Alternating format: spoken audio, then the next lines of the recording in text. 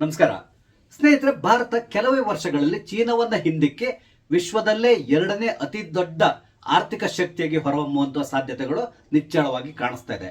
ಈ ರೀತಿಯಾದಂತಹ ಬದಲಾವಣೆ ಆಗ್ಲಿಕ್ಕೆ ಒಂದು ಬಹುದೊಡ್ಡದಾದಂತಹ ಸಂಶೋಧನೆ ಕಾರಣ ಆಗ್ತಾ ಇದೆ. ಈಗ ಹಾಗಾದ್ರೆ ಯಾವುದು ಆ ಸಂಶೋಧನೆ, ಇದರಿಂದಾಗಿ ಭಾರತದ ಆರ್ಥಿಕತೆ ಯಾವ ರೀತಿಯಾಗಿ ಬದಲಾಗ್ತದೆ, ಇದೆಲ್ಲದರ ಬಗ್ಗೆ ನಿಮ್ ಜೊತೆ ಮಾತಾಡ್ತಾ ಇದ್ದೇನೆ. ಸ್ನೇಹಿತರೆ, ನಿಮ್ಮೆಲ್ಲರನ್ನು ಕಾಫಿ ಅಥವಾ ಡಿಜಿಟಲ್ ಚಾನಲ್ಗೆ ಸ್ವಾಗತಿಸ್ತಾ ಇದ್ದೇನೆ. ಸ್ನೇಹಿತರೆ, ನಿಮ್ಗೆ ಗೊತ್ತಿದೆ, ಭಾರತ ಈಗ ವಿಶ್ವದಲ್ಲಿ 4ನೇ ಅತಿ ದೊಡ್ಡ ಆರ್ಥಿಕ ಶಕ್ತಿಯಾಗಿ ಮುನ್ನುಗ್ತಾ ಇದೆ. ಇನ್ನು 1.5-2 ವರ್ಷದ ಒಳಗಡೆ ಭಾರತ 3ನೇ ಅತಿ ದೊಡ್ಡ ಆರ್ಥಿಕ ಶಕ್ತಿಯಾಗಿ ಹೊರಹೊಮ್ಮುವಂತ ಸಾಧ್ಯತೆ ಇದೆ. ಇದರ ಮಧ್ಯದಲ್ಲಿ ಭಾರತಕ್ಕೆ ಒಂದು ಬಹುದೊಡ್ಡದಾದಂತಹ ಶುಭ ಸುದ್ದಿ ಬರ್ತಾ ಇದೆ. ಅದೇನು ಅಂತ ಹೇಳಿದ್ರೆ, ನಾವು ಸದ್ಯದಲ್ಲೇ ಈ ತೈಲ ಕ್ಷೇತ್ರದಲ್ಲಿ ಸ್ವಾವಲಂಬನೆಯನ್ನ ಸಾಧಿಸುವಂತಹ ಸಾಧ್ಯತೆಗಳು ಕಾಣಿಸ್ತಾ ಇದೆ. ಕಾರಣ ಏನು ಅಂತ ಹೇಳಿದ್ರೆ, ONGC ಅವರು ಒಂದು ಬಹುದೊಡ್ಡದಾದಂತಹ ತೈಲ ನಿಕ್ಷೇಪವನ್ನ ಅಂಡಮಾನ್ ದ್ವೀಪದ ಹತ್ತಿರದ ಸಮುದ್ರದಲ್ಲಿ ಕಂಡುಕೊಂಡಿದ್ದಾರೆ. ಅಂದ್ರೆ ಒಂದು ಸಂಶೋಧನೆಯನ್ನ ಮಾಡಿದ್ದಾರೆ. ಅಲ್ಲಿ ಈಗಾಗಲೇ ಎಕ್ಸ್ಪ್ಲೋರೇಷನ್ ನಡೀತಾ ಇದೆ. ಆಲ್ಮೋಸ್ಟ್ ಕನ್ಫರ್ಮ್ ಆಗಿದೆ, ಅಲ್ಲಿ ಬಹುದೊಡ್ಡದಾದಂತಹ ತೈಲ ನಿಕ್ಷೇಪ ಇದೆ ಅನ್ನೋದು. ಅಂದ್ರೆ ನಮ್ಗೆ ಬೇಕಾದಷ್ಟು ಕ್ರೂಡ್ ಆಯಿಲ್ ಈ ಅಂಡಮಾನ್ ಸಮುದ್ರ ತೀರದಲ್ಲಿ ಸಿಗುವಂತ ಸಾಧ್ಯತೆಗಳಿದೆ ಅಂತ ತಿಳ್ಕೊಂಡು ಪೆಟ್ರೋಲಿಯಂ ಮಂತ್ರಿ ಆದಂತಹ ಹರ್ದೀಪ್ ಸಿಂಗ್ ಪುರಿ ಅವರು ಕನ್ಫರ್ಮ್ ಮಾಡಿದ್ದಾರೆ. ನಿಮ್ಗೆ ಗೊತ್ತಿರಬಹುದು, ನಮ್ಮ ದೇಶದ ಹಲವಾರು ಪ್ರದೇಶಗಳಲ್ಲಿ ನಾವು ಆಯಿಲ್ ಅನ್ನ ಎಕ್ಸ್ಟ್ರಾಕ್ಟ್ ಮಾಡ್ತಾ ಇದ್ವಿ, ಅಂದ್ರೆ ಆಯಿಲ್ ನ ತೆಗಿತಾ ಇದ್ದೇವೆ. ಮುಂಬೈನಲ್ಲಿದೆ, ರಾಜಸ್ಥಾನದಲ್ಲಿದೆ, ಗುಜರಾತ್ ನಲ್ಲಿದೆ, ಹಾಗೆ ಕೃಷ್ಣ ಬೇಸಿನ್ ನಲ್ಲಿ ಕೂಡ ಕ್ರೂಡ್ ಆಯಿಲ್ ನ ತೆಗಿತಾ ಇದ್ದಾರೆ. ಇದೆಲ್ಲ ನಿಮ್ಗೆ ಗೊತ್ತಿರುವಂತಹದ್ದು. ಇದೆಲ್ಲ ಪ್ರದೇಶಗಳಲ್ಲಿ ನಾವು ತೈಲವನ್ನು ತೆಗಿತಿದ್ರು ಕೂಡ ನಮ್ಗೆ ಸಿಗೋದು ಕೇವಲ ಒಂದು 15% ಅಷ್ಟೇ. ಅಂದ್ರೆ ಉಳಿದಂತ 85% ತೈಲವನ್ನ ನಾವು ಆಮದು ಮಾಡ್ಕೊಂತ ಇದ್ದೇವೆ. ನಿಮ್ಗೆ ಗೊತ್ತಿರಬಹುದು, ಭಾರತ ವಿಶ್ವದಲ್ಲಿ 3ನೇ ಅತಿ ದೊಡ್ಡ ತೈಲ ಆಮದುಗಾರ ದೇಶ. ಅಂದ್ರೆ ನಮ್ಮ ವಿದೇಶಿ ವಿನಿಮಯ ಅನ್ನೋದು ಮ್ಯಾಕ್ಸಿಮಮ್ ಆಗಿ ಖರ್ಚಾಗೋದೆ ಈ ಆಯಿಲ್ಗಾಗಿ. ನಾವು ಸೌದಿ ಅರೇಬಿಯಾ, ರಷ್ಯಾ, ಹಾಗೆ ವೆನಿಜುವೆಲಾದಿಂದ ಕೂಡ ಈಗ ತರಿಸ್ಕೊಳ್ತಾ ಇದ್ದಾರೆ ಅನ್ಸ್ತದೆ.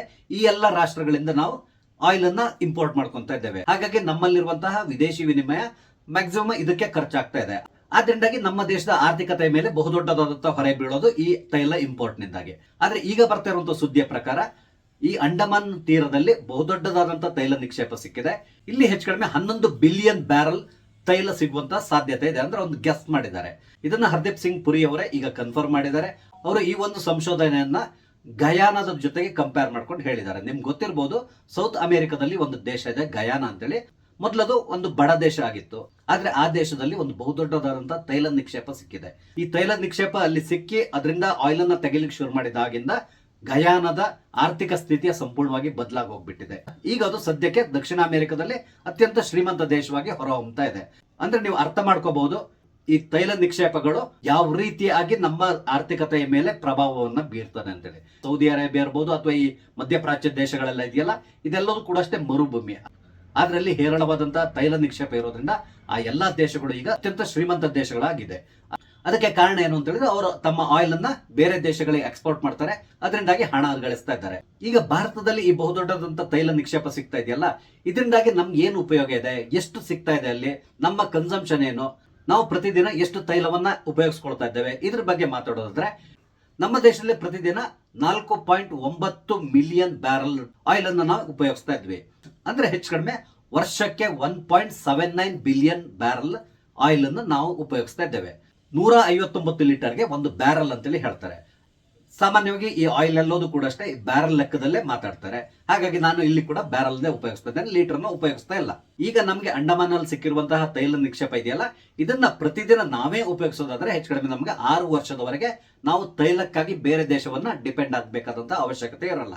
ಅಂದ್ರೆ 6 ವರ್ಷಗಳ ಕಾಲ ಕಂಟಿನ್ಯೂಸ್ ಆಗಿ ಇಲ್ಲಿಂದ ನಮ್ಗೆ ಬೇಕಾದಷ್ಟು ಆಯಿಲ್ ಅನ್ನು ನಾವು ಎಕ್ಸ್ಟ್ರಾಕ್ಟ್ ಮಾಡ್ತಾ ಇದ್ರೆ ನಮ್ಗೆ ಹೊರಗಡೆಯಿಂದ ಆಯಿಲ್ ನಾವು ತರಿಸ್ಕೋಬೇಕಾಗಿಲ್ಲ. ಆದ್ರಿಂದಾಗಿ ಅಷ್ಟೊಂದು ವಿದೇಶಿ ವಿನಿಮಯ ನಮ್ಮ ಕೈಲಿ ಉಳಿತದೆ. ಹಾಗಾಗಿ ನಮ್ಮ ಆರ್ಥಿಕತೆ ಬದಲಾಗ್ತಾ ಹೋಗ್ತದೆ. ಹರ್ದೀಪ್ ಸಿಂಗ್ ಪುರಿ ಅವರು ಹೇಳುವ ಲೆಕ್ಕದಲ್ಲಿ ನಮ್ಮ ಆರ್ಥಿಕತೆ ಕೆಲ ವರ್ಷಗಳಲ್ಲಿ $20 ಟ್ರಿಲಿಯನ್ ಆಗುವಂತ ಸಾಧ್ಯತೆ ಇದೆ ಅಂತೇಳಿ ಹೇಳ್ತಾ ಇದ್ದಾರೆ. ಅಂದ್ರೆ ಚೀನಾವನ್ನ ನಾವು ಹಿಂದಕ್ಕೆ ಮುಂದಕ್ಕೆ ಹೋಗ್ತೇವೆ ಅಂತ ಹೇಳ್ಕೊಂಡು ಅವರು ಹೇಳ್ತಾ ಇದ್ದಾರೆ. ಚೀನಾದ ಆರ್ಥಿಕತೆ $19 ಟ್ರಿಲಿಯನ್ ಅಂತೇಳಿ ಹೇಳ್ತಾ ಇದ್ದಾರೆ. ಅವ್ರನ್ನ ಹಿಂದಕ್ಕೆ ನಾವು ಮುಂದೆ ಹೋಗ್ತೇವೆ ಅಂತ ಹೇಳ್ಕೊಂಡು ಹರ್ದೀಪ್ ಸಿಂಗ್ ಪುರಿ ಅವರು ಹೇಳ್ತಾ ಇದ್ದಾರೆ. ಭಾರತಕ್ಕೆ ಈ ತೈಲ ನಿಕ್ಷೇಪ ಯಾವ ರೀತಿ ಸಿಕ್ಕಿದೆ, ಇದ್ರ ಬಗ್ಗೆ ಕೂಡ ಹರ್ದೀಪ್ ಸಿಂಗ್ ಪುರಿ ಅವರು ಮಾತಾಡಿದ್ದಾರೆ. ಅವ್ರು ಏನ್ ಹೇಳ್ತಾ ಇದ್ದಾರೆ ಅಂತ ಹೇಳಿದ್ರೆ, ಮೊದಲಾದ್ರೆ ನಾವು ಸಂಶೋಧನೆಗೆ ಜಾಸ್ತಿ ಹಣವನ್ನು ವ್ಯಯಿಸ್ತಾ ಇರಲಿಲ್ಲ. ಆದ್ರೆ ನಾವೀಗ ಬಹಳಷ್ಟು ಹಣವನ್ನ ನಾವು ಸಂಶೋಧನೆಗಳಿಗಾಗಿ ಖರ್ಚು ಮಾಡ್ತಾ ಇದ್ದೇವೆ. ಆ ಮುಖಾಂತರ ONGC ಹಲವಾರು ಪ್ರದೇಶಗಳಲ್ಲಿ ಆಯಿಲ್ ಸಿಗ್ತಾ ಇದೆಯಾ ಅಂತ ಹೇಳ್ಕೊಂಡು ಚೆಕ್ ಮಾಡ್ತಾ ಇದೆ. ಅಂದ್ರೆ ಬಾವಿಗಳನ್ನ ತೆಗಿತಾರೆ, ಈ ಬಾವಿಗಳನ್ನ ತೆಗೆದು ಅಲ್ಲಿ ಚೆಕ್ ಮಾಡ್ತಾರೆ. ಎಲ್ಲ ಕಡೆಗಳಲ್ಲಿಯೂ ನಿಮ್ಗೆ ಸಕ್ಸಸ್ ಸಿಗೋದಿಲ್ಲ. ಪುರಿ ಅವರು ಹೇಳೋ ಲೆಕ್ಕದಲ್ಲಿ ಕಳೆದ 1 ವರ್ಷದಿಂದ ಹೆಚ್ಚು ಕಡಿಮೆ 541 ಆಯಿಲ್ ಬಾವಿಗಳನ್ನ ತೆಗೆದಿದ್ದಾರೆ. ಅದರಲ್ಲಿ 103 ತೈಲ ಬಾವಿಗಳನ್ನ ನಾವು ಎಕ್ಸ್ಪ್ಲೋರೇಷನ್ ಗಾಗಿ ತೆಗೆದಿದ್ದೇವೆ. ಅಂದ್ರೆ ಸಂಶೋಧನೆಗೆ ಬಹಳಷ್ಟು ಒತ್ತನ್ನು ಕೊಡ್ತಾ ಇದ್ದಾರೆ. ಸಂಶೋಧನೆಗಾಗಿ ಸರ್ಕಾರವೂ ಕೂಡ ಇನ್ವೆಸ್ಟ್ ಮಾಡ್ತಾ ಇದೆ. ಅದೇ ರೀತಿಯಲ್ಲಿ ಬೇರೆ ಬೇರೆ ಕಂಪನಿಗಳು ಕೂಡ ಈಗ ಸಂಶೋಧನೆಯ ಮೇಲೆ ಇನ್ವೆಸ್ಟ್ ಮಾಡ್ತಾ ಇದೆ. ಆದ್ರಿಂದಾಗಿ ಸಂಶೋಧನೆಯ ವೇಗ ಹೆಚ್ಚುತ್ತಾ ಇದೆ. ಅದರ ಫಲಿತಾಂಶ ಮುಂದಿನ ದಿನಗಳಲ್ಲಿ ನಮಗೆ ಇನ್ನೂ ಹಲವಾರು ತೈಲ ನಿಕ್ಷೇಪಗಳು ಸಿಗುವಂತ ಸಾಧ್ಯತೆಗಳು ಕೂಡ ಇದೆ. ಇತ್ತೀಚೆಗೆ ಎಲ್ಲೋ ಓದಿದಂತ ನೆನಪು ಅದೇನಂತ ಹೇಳಿದ್ರೆ, ಬಿಹಾರ್ ಅಥವಾ ಉತ್ತರ ಪ್ರದೇಶ ಯಾವುದೋ ಒಂದು ಜಾಗದಲ್ಲಿ ಒಂದು ತೈಲ ನಿಕ್ಷೇಪ ಸಿಕ್ಕಿದೆ ಅನ್ನುವ ಸುದ್ದಿ ಕೂಡ ಇದೆ. ಅಲ್ಲಿ ಈಗಾಗಲೇ ONGC ಅವರು ಕೆಲಸವನ್ನ ಪ್ರಾರಂಭ ಮಾಡಿದ್ದಾರೆ. ಅಂದ್ರೆ ಅಲ್ಲಿ ಆಯಿಲ್ ಬಾವಿಯನ್ನ ಡಿಗ್ ಮಾಡ್ತಾ ಇದ್ದಾರೆ. ಆಯಿಲ್ ಬಾವಿಯನ್ನು ತೋಡಿದ ನಂತರ ಅಲ್ಲಿಯ ಕ್ವಾಲಿಟಿನ ನೋಡ್ತಾರೆ. ಹಾಗೆ ಎಷ್ಟು ಆಯಿಲ್ ಅಲ್ಲಿ ಸಿಗಬಹುದು, ಅದನ್ನ ತೆಗೆಯೋದ್ರಿಂದ ನಮ್ಗೆ ಎಷ್ಟು ಲಾಭ ಬರಬಹುದು ಅಥವಾ ನಮ್ಗೆ ನಷ್ಟ ಆಗ್ತದ, ಇದೆಲ್ಲ ಒಂದು ಕ್ಯಾಲ್ಕುಲೇಟ್ ಮಾಡ್ತಾರೆ. ಎಲ್ಲ ಒಂದ್ ಕಡೆ ಆಯಿಲ್ ಸಿಕ್ತು ಅಂತ ಹೇಳಿದ ತಕ್ಷಣ ಅದನ್ನ ಹೊರಗಡೆ ತೆಗಿಲಿಕ್ಕೆ ಹೋಗಲ್ಲ. ಯಾಕಂತ ಹೇಳಿದ್ರೆ ನಮ್ಗೆ ಸಿಗೋದಲ್ಲಿ ಕ್ರೂಡ್ ಆಯಿಲ್, ಅದು ಸಿಕ್ಕಿ ಅದನ್ನ ಸಂಸ್ಕರಣೆ ಮಾಡಿದ ಮೇಲೆ ನಮ್ಗೆ ಅದು ಫೈನಲ್ ಯೂಸಿಗೆ ಸಿಗುವಂತಹದ್ದು. ಈ ಸಂದರ್ಭದಲ್ಲಿ 1 ಲೀಟರ್ ಡೀಸೆಲ್ ಪೆಟ್ರೋಲ್ ಅನ್ನು ತೆಗೆಯುವಾಗ ನಮ್ಗೆ ಎಷ್ಟು ಖರ್ಚಾಗ್ತದೆ ಅದನ್ನ ಕೂಡ ಕ್ಯಾಲ್ಕುಲೇಟ್ ಮಾಡ್ತಾರೆ.